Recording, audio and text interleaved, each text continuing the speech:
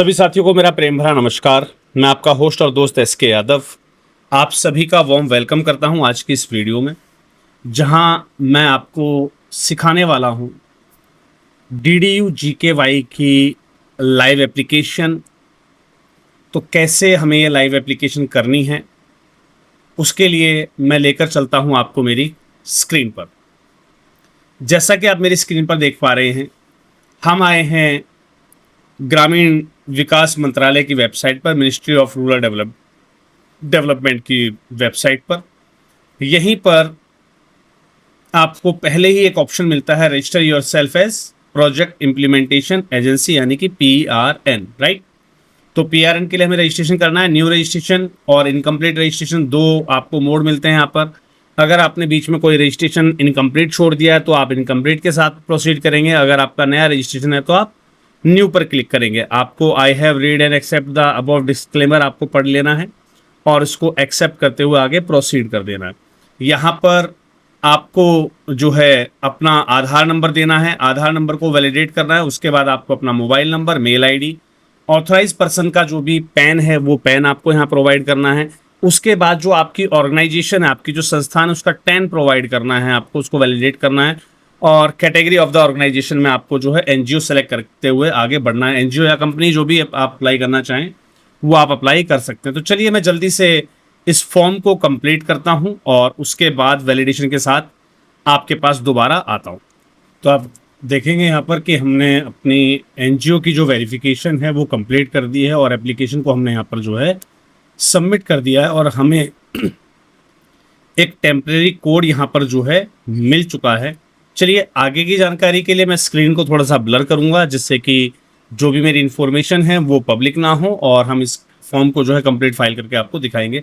तो यहाँ पर आप देखेंगे आपके जो पैन टैन जो भी एप्लीकेशंस आपसे मांगी गई थी, जो भी जानकारी आप जैसे ही आप अपना NGO सेलेक्ट करते तो वहाँ पर आपसे आपके NGO का पैन नंबर भी, टैन भी और इवन देन आपके दर्पण की ID और आपका जो है रजिस्ट्रेशन NGO का पैन नंबर भी आपसे जो है मांगा जाता है। तो वो सारी जानकारी आप फिल करने के बाद जैसे ही आप आगे की ओर बढ़ेंगे तो आपसे यहाँ पर कुछ जानकारी पूछी जाती है, जैसे कि कैटेगरी ऑफ द ऑर्गेनाइजेशन क्या है आपकी, सोसाइटी रजिस्टर्ड अंदर से सोसाइटी रजिस्ट्रेशन है, एक रजिस्टर्ड ट्रस्ट या रजिस्टर्ड फेडरेशन। तो आप जो है रजिस्टर्ड फेडरेशन में आएंगे, राइट। तो चलिए जी, यहाँ पर बाकी की जो जानकारी है वो हम फटाफट फिल कर देते हैं। स्टेट आपका कहाँ से रजिस्टर्ड है, आप टाइप ऑफ बिजनेस या एक्टिविटीज़ जो है आप क्या क्या करते हैं, वोकेशनल ट्रेनिंग करवाते हैं क्या, कंट्रोल के साथ आप चाहें तो बाकी की जानकारी को भी जो है आप यहाँ पर सेलेक्ट कर सकते हैं, राइट। तो यहाँ पर जो भी आप जानकारी यहाँ पर सबमिट करना चाहें वो आप यहाँ पर दे सकते हैं, राइट। ऑफिशियल मेल ID आपको यहाँ पर प्रोवाइड करना है, ध्यान दीजिएगा, ऑफिस मेल। तो हम यहाँ पर जो है अपना ऑफिस मेल प्रोवाइड कर देते हैं।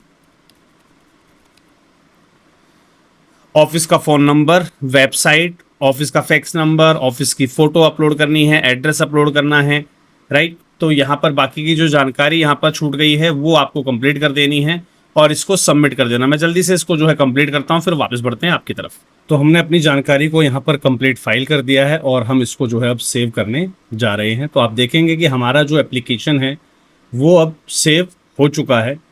अब नेक्स्ट कॉलम में हमारे पास क्या क्या आती हैं, हमें अपना ऑनर्स का यानी कि जो डायरेक्टर हैं उसकी डिटेल्स हमें देनी है, यानी कि डायरेक्टर का नाम क्या है, जेंडर क्या है, डेजिग्नेशन क्या है, कॉन्टैक्ट डिटेल क्या है, ईमेल ID क्या है, पैन नंबर क्या है, आधार नंबर क्या है, उनकी ID यानी कि उनका पासपोर्ट, ड्राइविंग लाइसेंस या वोटर ID, इन तीनों में से कोई भी एक चीज़ हमें अपलोड करनी है।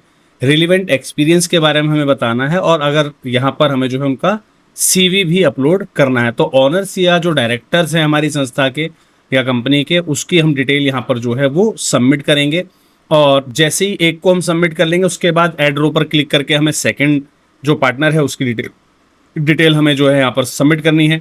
क्या यहाँ पर कोई डायरेक्टर जो है वो नॉन इंडियन तो नहीं है, तो हमें यहाँ पर नो टिक हमने कर दिया, राइट। तो additional detail of authorise person हमें यहाँ पर देनी है। उसके बाद की डेजिग्नेशन क्या है, ऑथराइज पर्सन का ऑक्यूपेशन क्या है, एड्रेस क्या है, state, district, block, post office, police station क्या है, उनका CV भी हमें यहाँ पर अपलोड करना है और साथ साथ उनकी फ़ोटो यहाँ पर अपलोड करनी है। उसके बाद whether the applicant is a non profit organisation, हम एक नॉन प्रॉफिट ऑर्गेनाइजेशन, ऑब्वियस सी बात है, तो हमारे 12A की डिटेल हमें यहाँ पर देनी है। ATG की डिटेल हमें यहाँ पर देनी है। अगर हमारे पास अवेलेबल है तो हम यहाँ पर FCRA की भी डिटेल दे सकते हैं और उसके बाद हमें फॉर्म को प्रीव्यू करना है और इसको फाइनल सबमिट कर देना है। तो इस प्रकार से होगी आपकी इस पर्टिकुलर जो है DDU GKY की एप्लीकेशन। तो इस एप्लीकेशन को आप जो है आप सबमिट कर सकते हैं। कुछ समय के बाद आपका PRN अप्रूवल हो जाएगा और PRN अप्रूवल होने के बाद आप जो है इस पर्टिकुलर स्कीम के लिए अपनी जो है एप्लीकेशन, अपना ट्रेनिंग सेंटर की जो एप्लीकेशन है वो आप सबमिट कर सकते हैं, यानी कि TC एप्लीकेशन आप जो है सबमिट कर पाएंगे।